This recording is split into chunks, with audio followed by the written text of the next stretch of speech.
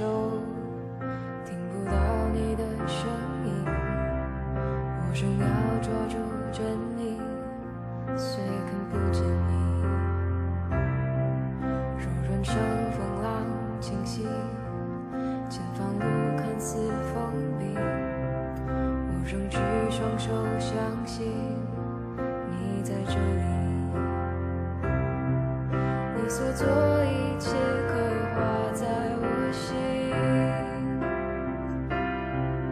因你独生子是我的生命。爱降下拯救我心，爱降下释放我灵，我属于你，永远我属于你。跨越高山或低谷，无疑是无能拦阻，我属于你，永远我属于你。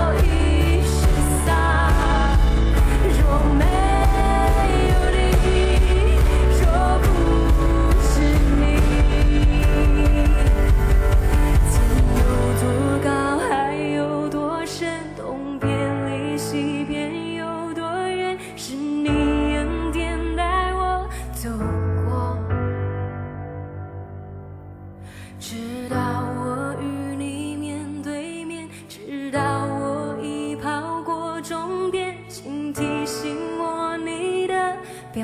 杆。哈利路亚，哈利路亚，哈利路亚，我用一生来纪念。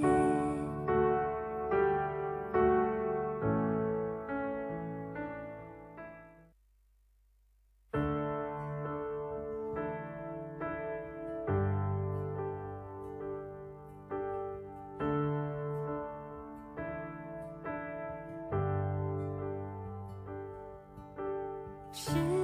界真光，你照亮黑暗世界，开我双眼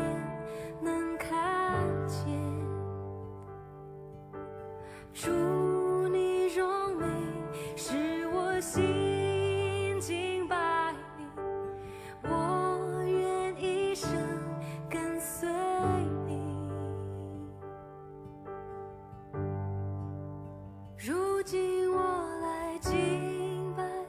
如今向你匍匐，我要向你说，你是我神。主，你是全然美丽，你是完全配的，你是何等奇妙，我的主。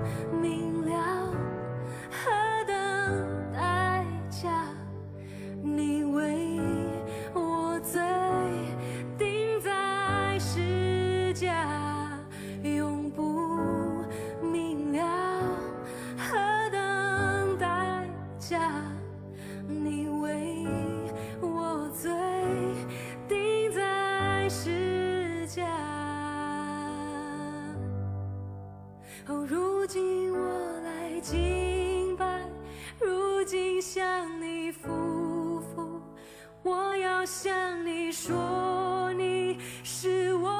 神，主你是全然美丽，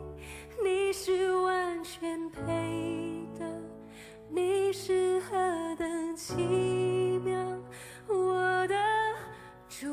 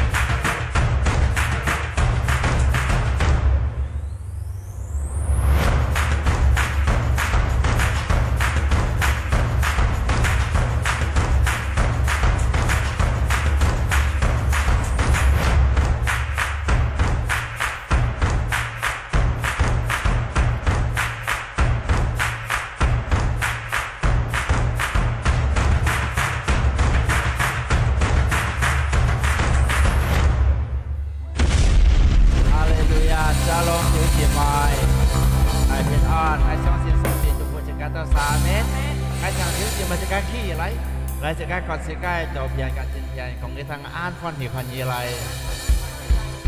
งั้นช่วง世界ยึดเชื่อสิ่งไรกินไป世界สองตีอาเมน世界ไรจานไม่世界สองตียาสู้สองตีอยากเช่น世界เนี่ยฮาเลลูยา世界สิ่ง世界ไรพอถึง世界สองตีฮาเลลูยา世界ของ世界เที่ยวกินไปทางสองตีอันเสียนี้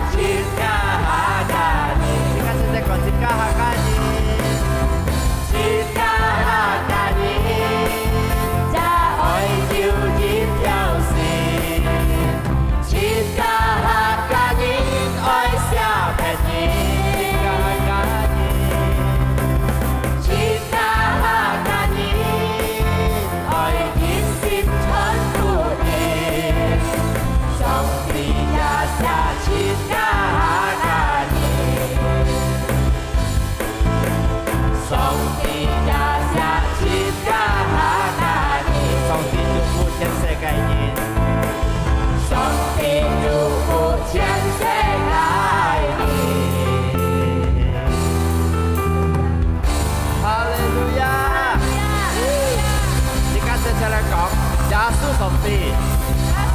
是全世界人，哈利路亞！而家上帝公平嘅上帝，阿門。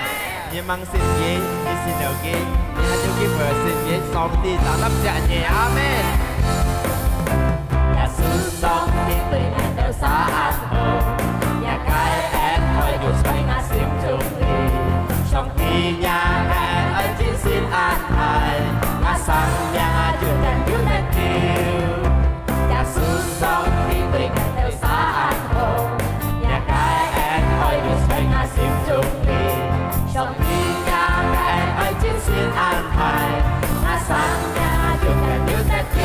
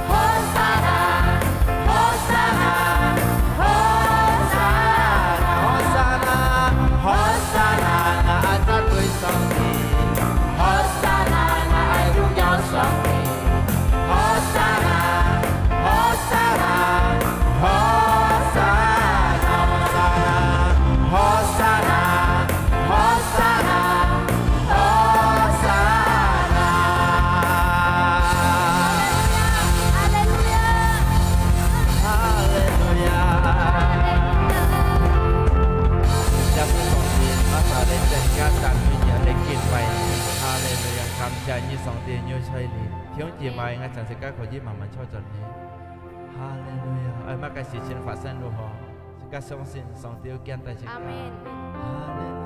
這間是要嚟救，這間是要嚟生，上帝祝福這間，哈利路亞！這間是在講上帝啦，乜嘅事情發生到我，這間就這間信心對上帝，哈利路亞！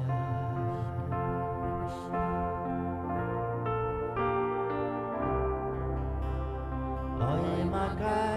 發生愛你，要在我嘅心中裡，愛唔是就來挑戰。chín vui chiều song phi suy nhân sáng hà chiều muôn thi bồi loài theo ngà xin chúng ly Chúa Giêsu nhà cài én oi chiếu soi ngay theo ly Tại các chị xin các lời cùng sống đi thằng mắc cái chị xin phát sinh đồ oi mà cái phát sinh loài ly chiếu soi ngà cài xin chúng ly ngài si chào loài kiêu kỳ chín vui chiếu song phi suy chân sáng hà chiều muôn thi gọi loài theo ngà xin chúng ly Chúa Giêsu nhà cài én oi chiếu soi ngay theo ly nhà cài phá nhi chỉ hô ngay theo ly nhà cài phá nhi muốn ngài yêu ta kêu mò yêu con con em xoay nhắm nhẹ chán Giêsu sống đi ngài theo dòng xin đi nhà cài phá nhi nhà cài phá nhi chỉ hô ngài theo ly nhà cài phá nhi muốn ngài yêu ta kêu mò yêu con em xoay nhắm nhẹ chán Giêsu sống đi ngài theo dòng xin Chúa ngài sát sống xin ôi mà cái phát sen loài ly chiều xoay ngã cái xìm chúng ly ngài si chào loài kiêu kỳ chín vui chiều song phi suy chân sáng hà chiều muôn thi gọi loài theo mà xìm chúng ly Chúa Giêsu nhà cài én oi chiếu soi ngay theo ly nhà cài phá nhi chỉ hô ngay theo ly nhà cài phá nhi muốn ngài yêu ta kêu mò yêu con em xoay nhắm nhẹ chán Giêsu sống đi ngài theo dòng xin đi nhà cài phá nhi chỉ hô ngay theo ly nhà cài phá nhi muốn ngài yêu ta kêu mò yêu con em xoay nhắm nhẹ chán Giêsu sống đi ngài theo dòng xin đi các sự cha hệ lời nhà cài phá nhi chỉ hô ngay theo ly cho Chúa nhà cài phá nhi muốn ngài yêu ta kêu mò yêu con em xoay nhắm nhẹ chán Giêsu sống khi ngài theo dòng xin đi nhà cài phá nhi chỉ hô ngay theo ly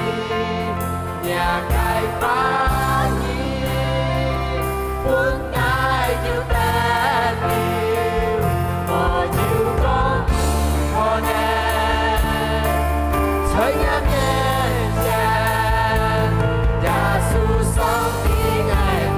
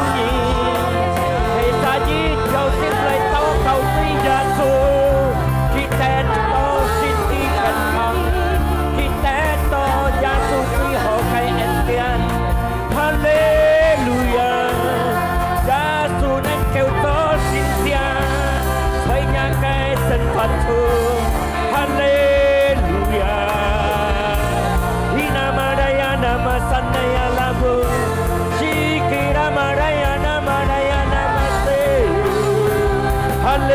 路亚，耶稣上帝，耶稣最能解主，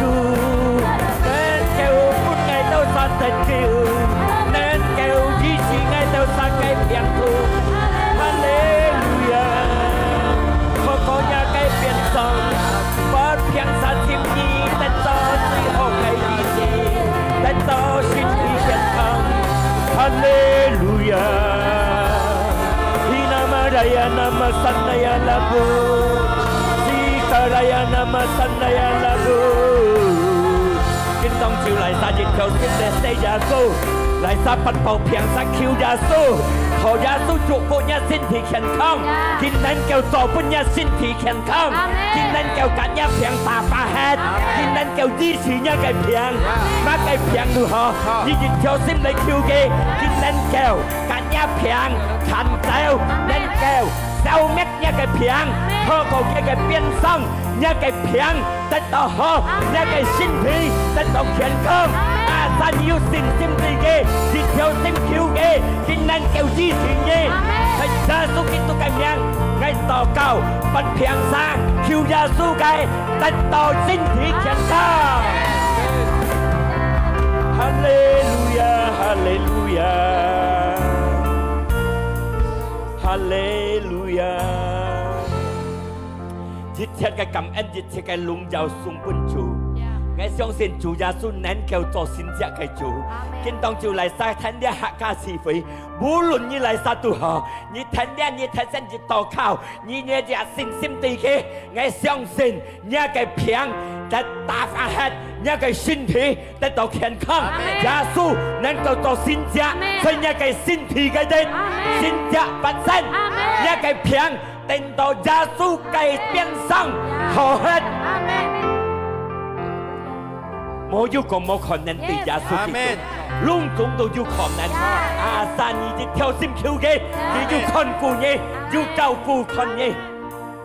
感謝你做見當朝，我都會好好嚟聽一個飯呢，你嚟祝福攏總我都聽一個飯，所以你心痛為所有嗬，所以我哋各沙不靠為所有嗬，我都只挑心入一個飯呢，我相信。我都每集得最好嘅恩典，得最好嘅福氣，得到永久嘅生命。所以耶穌基督嘅名，救乜每集我都聽嘅，救乜一仆人親一嘅法嘅。所以耶穌名，我都感恩，我都禱告，而家齊齊嚟講，阿門。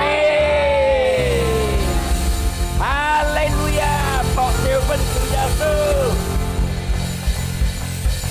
Yes， 哈利路亞，講錯。我相信見當朝耶穌最好嘅恩典，準備將本每集聽呢個智慧嘅人得，阿門。我相信每集聽呢個智慧，聽呢個上帝嘅話語，透過我嘅僕人傳出去嘅，你好好聽，你接他得一最好嘅福氣，阿門。哈利路亞！人不是嘅啥啲，見半日嘅日子，你講安好又咩安好，唔好又好呀。表示你係用嘅日子，你個日愛按票田，要冇按票田，係咪นะ但係นะ人唔係家你係用嘅時間，用嘅時台，自家思想聽，生下咪嚇落自家，係咪嚇自家？而各樣嘅情況咪嚇自家，係咪นะ生下自己好好，自己聽人，差半日人自己發病，佢講就係了啊，係嚇自家咪นะ。ไอ้กับปุ่นไก่นี่เป็นเหนียวกี่ตาฟัดให้กับสิโกพี่กินผู้ยาทางเหนียวกี่กองแจวให้แล้วผู้สอยสร้างหาไปหาสิกาลีหันยังไงทิ้งของทำไมนะทอโกเลียยังไงชนยำเพียงเปลี่ยนสังนี่กองไม่เหี้ยมอยู่ไม่เหี้ยมแต่เหตุสิกาอยู่สองตีโปอยู่อย่างนี้ไง相信สองตีเงินเก่ากับสิกาผิดคอยอาเมนฮาเลลูยากินท่องเที่ยวไงไอ้กองไงฟุจิมาหมอถัดมันอาเมนแต่ไม่หมอถัดมันมากับยีซีหมอถัดมันนะหมอถัดมัน相信耶穌อาเมนฮาเลลูยานี่ถัดมัน相信耶穌 heo phí mô khi heo phí mô tô công tròn tao mày na dinh bị gia su nên kêu kêu xịt các cái sang miệng gia su nên kêu kêu xịt các cái lên ra cái corona phiền khỏi đi sạch xịt các cái nhục thể但係佢冇能夠減死các cái lên amen 是家愛強都愛強主耶穌強咧上帝坐天坐地嘅上帝樣樣嘅能夠減是家嘅生命嘅能夠減是家嘅靈嘅能夠減是家嘅肉體嘅能夠減呢啊上帝是家人祝福是家愛敬重嘅是家愛喝乜嘅阿門哈利路亞一世強嘅是家唔需要強到乜嘢阿門路亞哈利路亞我相信是家信了主殺是家嘅信心而扎本本馬嘅生死來到是家嘅面前平通來到是家嘅面前本本是家嘅信心唔冇弱是家嘅信心一來而一增加強平通可以來信心而增加強阿門這咧就本是家信了主殺而扎本本平通可以來到面前問題可以來到是家嘅生活中信心一刻都冇退步阿門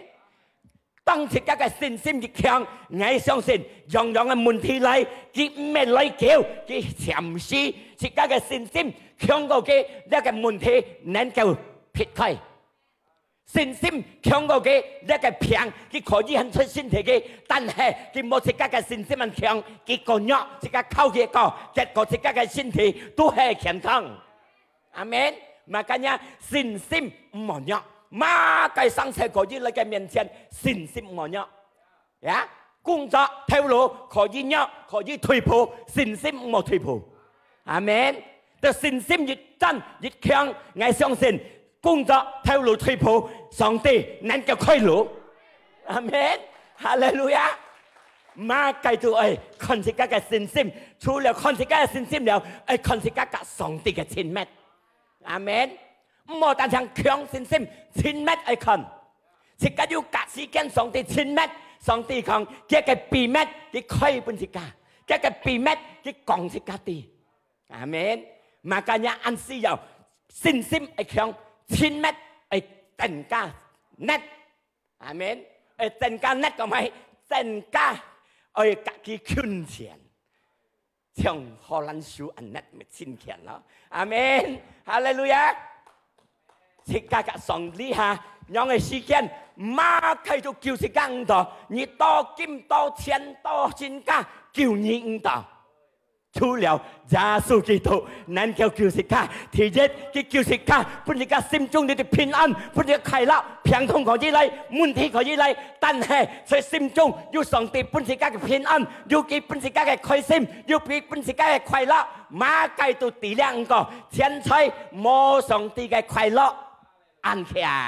阿門，哈利路亞！你話到自己依靠你消費嘅錢財，依靠自己嘅聰明智慧，又叫自己利行樣嘅情況啊，冇可能。到裏去出吉唔又出，到裏去利行唔又，到裏你去説得乜計？阿門！不所以最愛説你嘅翻譯講，自己人咩生咩大場説咩當最啲説，自己嘅人生愛説上帝嘅翻譯。阿門，哈利路亞！家最重要嘅係樣嘢啫，因為自己看唔到，你係日一個日當個錯過呢個傳染病，日一個日已經日人浪當中，自己看破眼科。按當然做聽到冇辦法，佢依靠嘅一個能力，依靠嘅錢財，結果都係簽落主耶穌。更係禱告，多兩係禱告，每係禱告，冇何求了。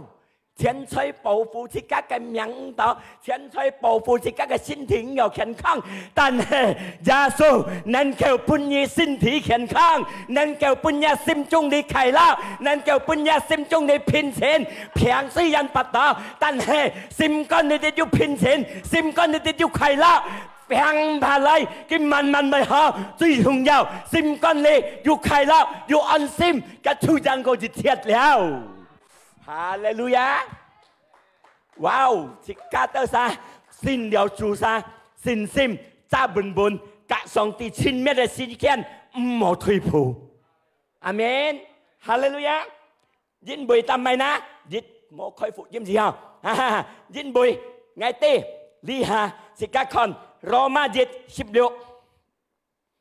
ta mày ngày ai còn đi hồ siêu xịt bên lông trùng nhân tí na xì cá thằng liều xì cá xin liều chủ sa xì cá tết đầu liều hay hồ siêu xịt đâu hay mà cái hồ siêu xịt tu hay sòng tí cái phục diêm li hàng ai còn chút bên liều mang xin chủ cái nhân liều hồ siêu xịt kinh bùn nhân như một phần pháp kinh bùn nhân như một thị động tê cho mày liều kinh bùn nhân nhất theo lối nhất thị động tê làm ban nhân hàng liều kinh bùn nhân bắt đầu phiền nhất thị động một hy vọng liều một khơi lối liều ngày ở chân liều cái phục diêm bên như thằngใส่โลมาสู้ที่17 sebab aku mempunyai keyakinan yang kokoh dalam Injil Jin bùi ngay du khiong cái xin sim tùy di lia cái phụ diêm hay mà cái tu hay giá su cái cá tân sa hay lại còn hay phân miễn như thằng Jin bùi ngay du khiong cái xin sim tùy di lia cái giá su cái tu makanya ngay kinh tông chiu chọn chút pun sikati amin siap hai karena Injil adalah kekuatan Allah yang menyelamatkan setiap orang percaya. Jin bùi là cái phụ diêm nên kêu pun lung tung相信cái nhân tất kêu lung tung nhân相信là cái phụ diêm cái nhân tất kêu lung tung nhân相信giá số cái nhân tất kêu mà cái nhà ngay du khiong cái xin xem tùy gì là cái phụ diêm ngay chọn chút bên lông xuống nhân thang xì thờ mới chặn nhân thang nha phụ với mẹ nhân tất kêu Hallelujah chập hai lại còn ta mày xịt cá ơi tất kêu na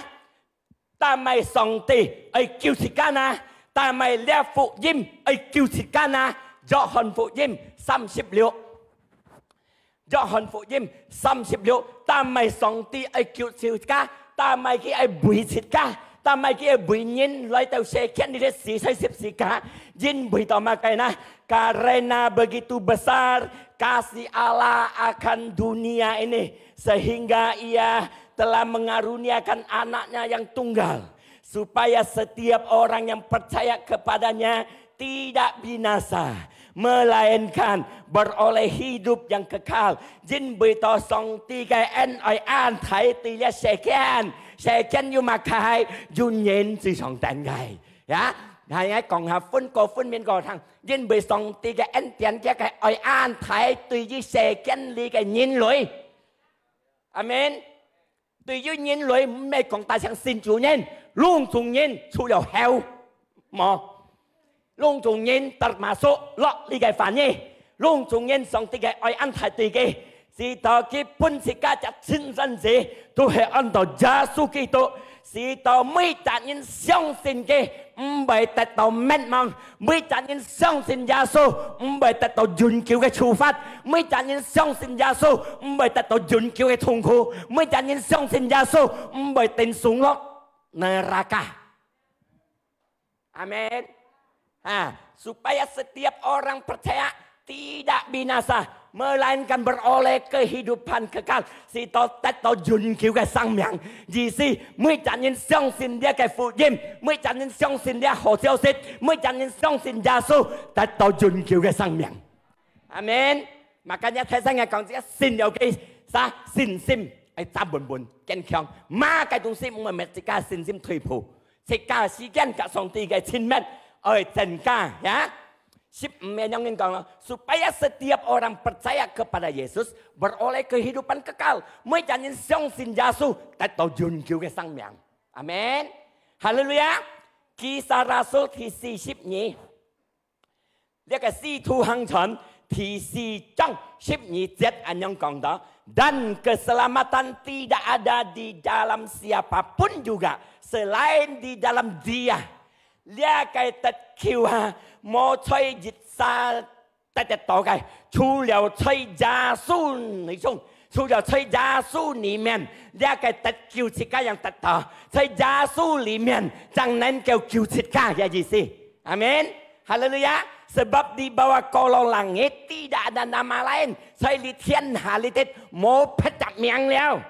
yang diberikan kepada manusia yang olehnya kita dapat diselamatkan dari thiên hà lý tết mô dịch chạm miệng hiểu cứu thịt ca truy chu phi gia su Kitô cái miệng chẳng hiểu cứu thịt ca gì xí lại còn dari thiên hà lý tết mô dịch chạm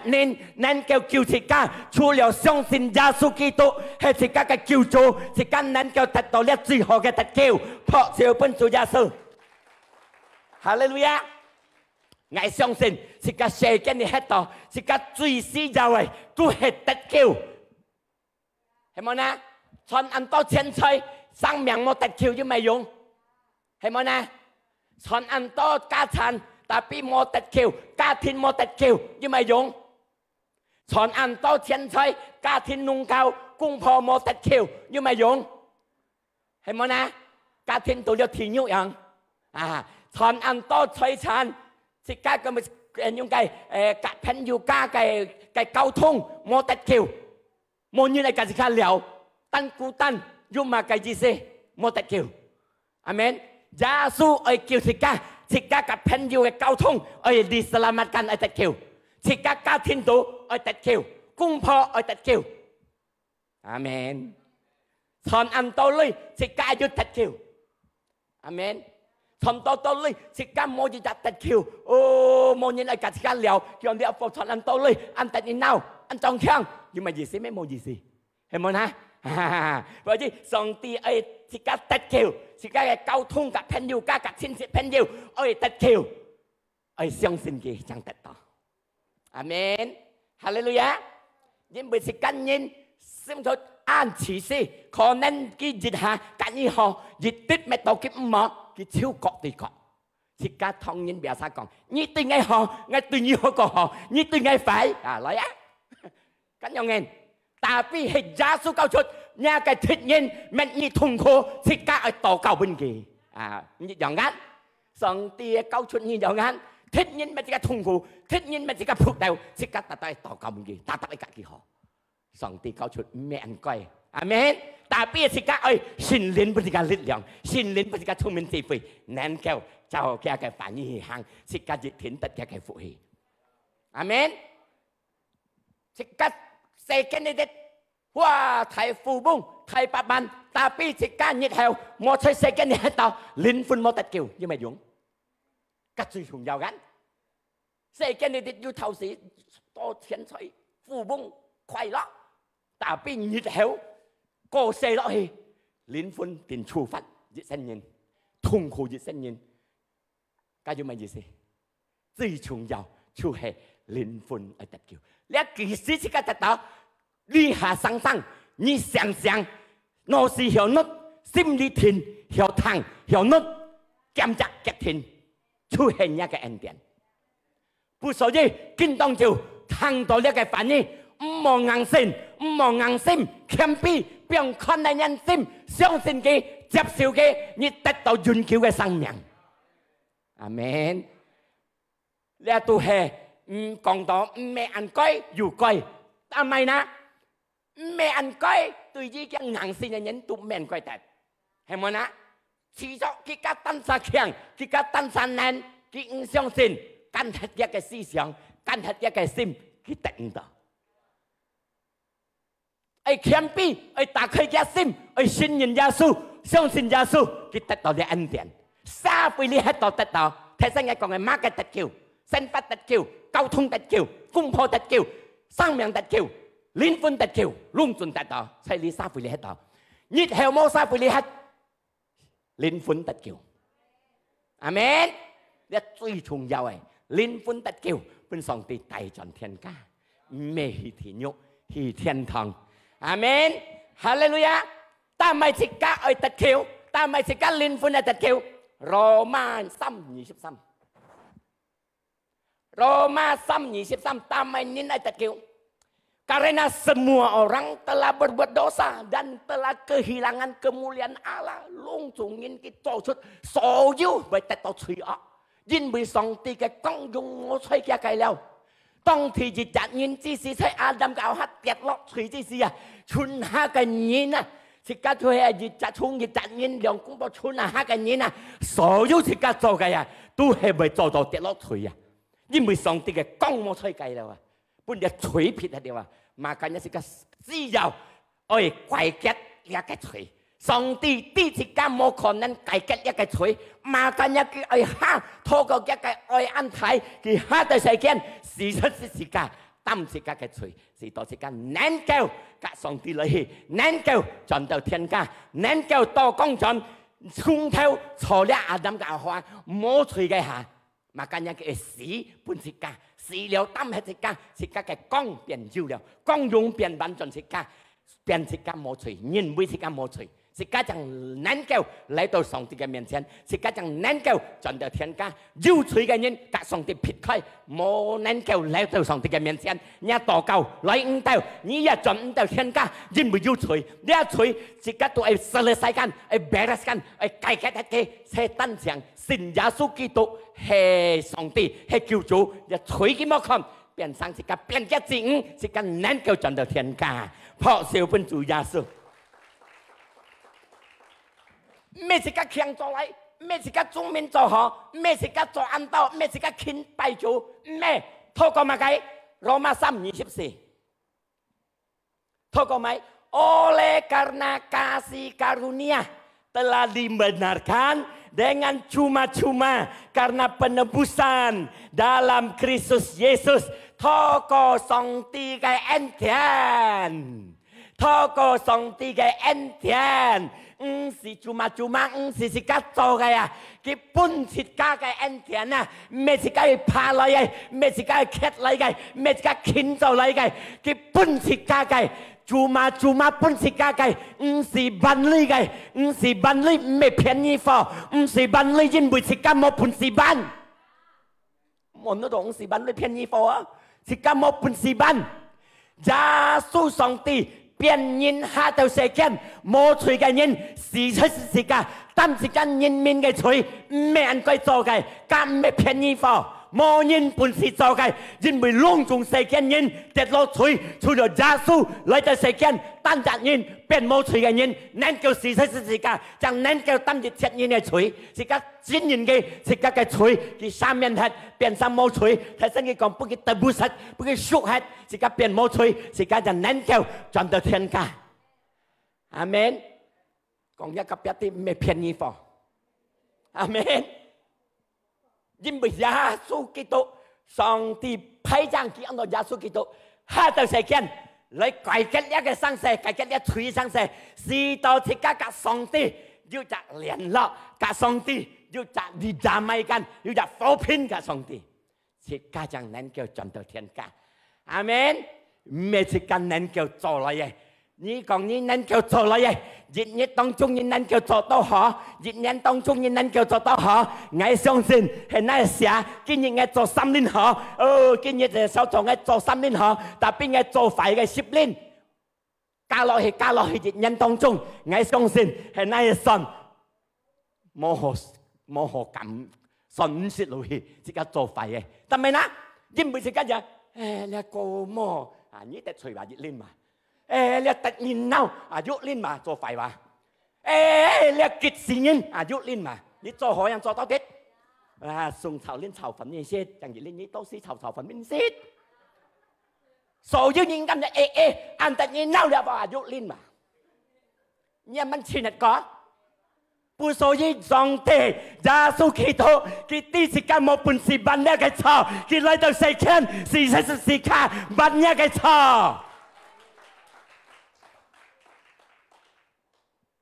我希望聽呢個福音，最好嘅福音，最好嘅消息，唔好硬性，唔好硬心，打開呢個心，信任嘅，接受嘅，因為呢下日子很危險，時常會使到自家嘅命，透過呢個 corona 病，時常會使到自家，jangan sampai terlambat 唔好停慢，時落去冇爬坡了，時落去冇變了，阿門。ฮาเลลูยาที่มองทางยาแก่ฝันนี่หมดทัดมันจับสุยาสุกิโตเซกีอย่างนั้นเกี่ยวกิวสิกาฮาเลลูยาซีทูหังชันกีสาราสุที10-30ยังกัง setiap orang dari bangsa manapun Abui cái ketka Tuhan. Setiap orang dari bangsa manapun takut akan dia. Kin chung ki gai.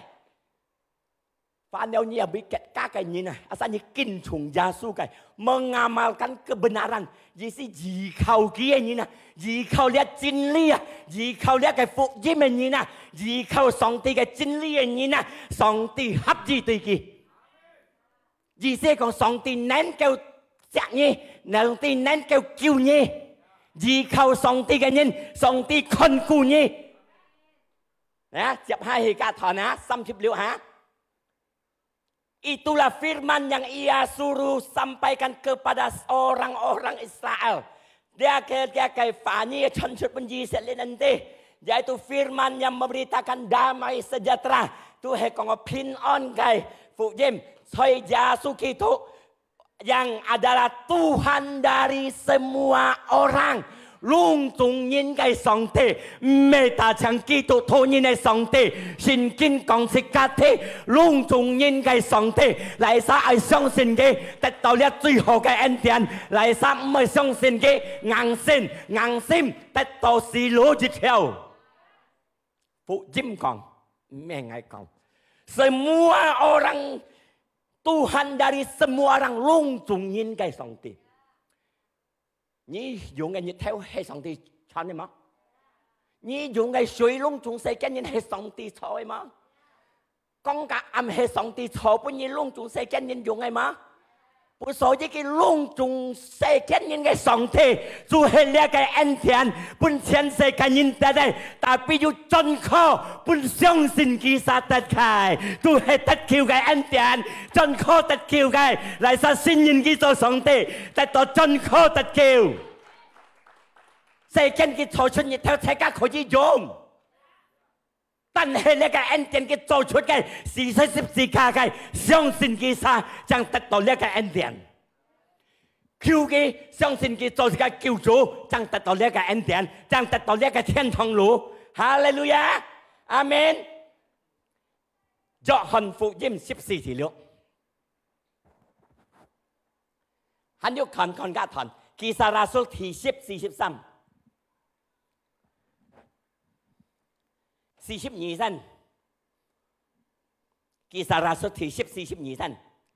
Dan ia telah menugaskan kami memberitakan kepada seluruh bangsa bersaksi. Dia ya kong pun Paulus ya kau ji kong pun ngai chonchut punya sate. Ya, bahwa dialah Yesus ditentukan Allah Songti tentukan Yesus menjadi hakim atas orang-orang hidup dan mati. Yesus cho luôn tung nhìn cái lát con, luôn tung nhìn cái tin lát,相信其實lát lọt thiên堂，唔相信其實lát tin痛苦，luôn tung nhìn cái lát con, hakim atas semua orang. Tamay ay kong chuan anyam jin bui li hai nhiệt gì an mo thân man si song bày luôn đồ thịt ca mo chơi xây chân lì ngày sáng như tao nhìn lối ngày thay còn như tao nhìn lối biang mang xịt kê si cắt tật tò hồ cái anh tiền amen. Thì 43 tentang dialah semua nabi bersaksi ya bahwa barang siapa percaya kepadanya Tuy yi Yesus luôn dùng liệt cái先知传出liệt cái见证，是到来sa相信kisah ia akan mendapat pengampunan dosa oleh karena nama Yesus， 是到拢總因相信kisah得到人兩嘴，透過耶穌基督嘅名，你就奇妙嘅名，本是跟能夠得到好嘅恩典，能夠出得自家嘅嘴嚟sa相信kisah，阿門。Haleluya. Lihat yang konti Yohanes 14:6. Yesus bilang, Akulah jalan kebenaran dan hidup.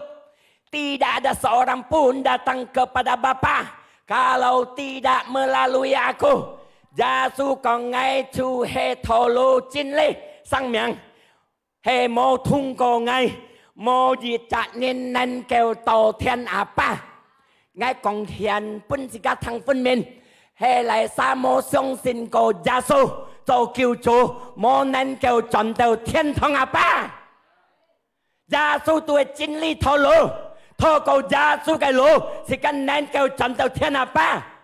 是跟你係去到地方，去到對嘅路，去到撒拉嘅路，同路。我相信世間上帝的某一責任，第二個天堂路，透過耶穌จาก天堂堂來到世間出世，死了3日然後佢焚身，佢到進天家，佢一天地路來地路站，係來撒相信佢撒，一天唔係同路，一天去到天堂。阿門。哈利路亞！而家去巴生啊，一天係搭到對嘅飛機間，搭到去古正機去到巴生嘛，影到間，連夜進天堂啊！這天堂路車一條機啊，耶穌基督車一條機路，一條路出係耶穌，連一次搭配嘅路，除開耶穌看你去到冇。包你行到，阿門。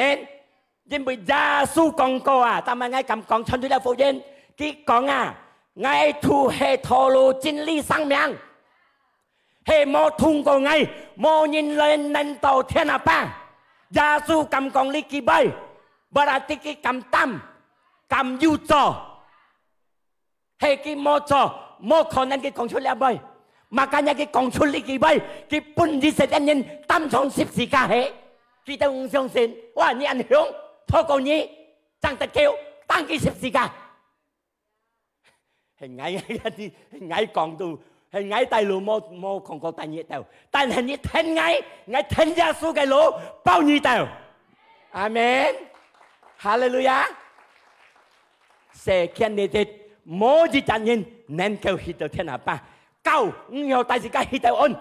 to nhiều tài sự cái đầu ôn để anh tiền song ti pun sự cái sự ban nơi相信佢達到呢路hít đầu bao nhiêu hít đầu最後嘅anh tiền相信佢sa信心sa bền bền親密嘅cái真假mang相信佢sa kinh當就聽我呢福音打開心唔好硬性唔好硬心佢打開心信任佢就叫做你達到最後嘅anh tiền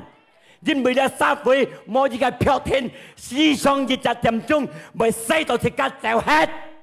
阿門，哈利路亞，破碎本耶穌基督，我唱cầu歌鼓聲來，哈利路亞。哦，上帝寫世界全世界人，我寫隆重兄弟姊妹們，mà cả nhà kinh tông chiều ngày truyền xuất ra最好嘅消息，因為我相信呢個Injil呢個福音呢個好消息，有上帝強嘅能夠救人，嚟撒相信其實得救，世界強嚟榮耀主，哈利路亞，哈利路亞。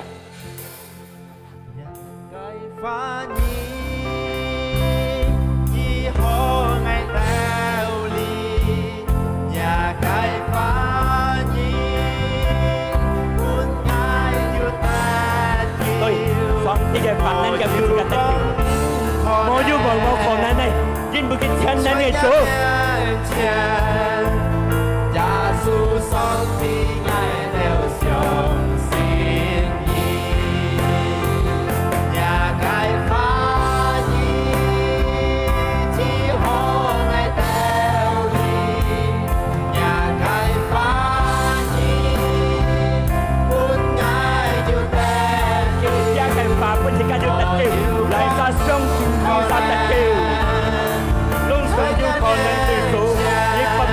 叮當照，透過耶穌基督嘅名，一個身體就健康。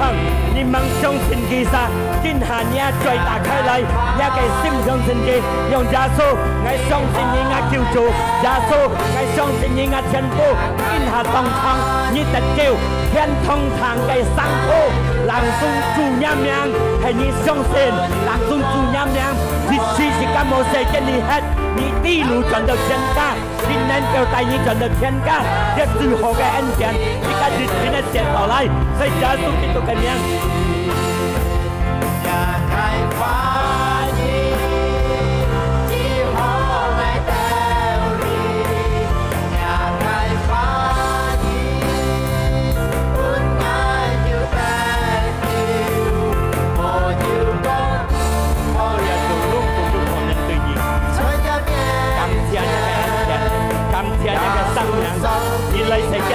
福法都係為了擔愛到啥嘅罪，透過愛到啥相信你，愛到實到你生命天地路，愛到能夠賺到天家，感謝你嘅恩典，感謝你嘅福氣，感謝你主耶穌，靠着我主耶穌，哈利路亞，隆重愛到相信你，達到咗你快樂嘅billion人。看到你相信你，也得救。阿門。感謝你聖靈，你就救乜愛到啥？感謝你聖靈，你就獻帶你嘅智慧，從頭辦到往到尾，隆重你獻帶好好順順利利，見到你嘅客家智慧，到你輩子愛到一陣，感謝你嘅恩典，兄弟姊妹們，自家嘅紅燒嚟。自家嚟接啲上帝嘅平安快樂、身體健康嘅福，充滿落自家嘅心中。上帝按錫自家，佢做出一個小俾自家看，佢寫嘅福法，是到每隻相信佢得到尊貴嘅生命。哦，聖靈要獻帶自家，在你沙費咧，大家通彩，帶自家去得勝嘅路，自家嚟接一個福，自家享受一個福，就做出一個福，本人人何得？在耶穌基督嘅名，自家感恩，自家禱告，自家齊齊嚟講。阿門，哈利路亞！上帝祝福大家，家下後生人咧講一世課堂，講一信堂嚟參加呢個後生人是會6點半，記得兄弟姊妹稍咗8點半熱唱是會，10點熱唱，5點熱唱，6點半熱唱，大家可以參加，係有禮沙顧卡ทาง online，上帝熱天祝福大家，阿門。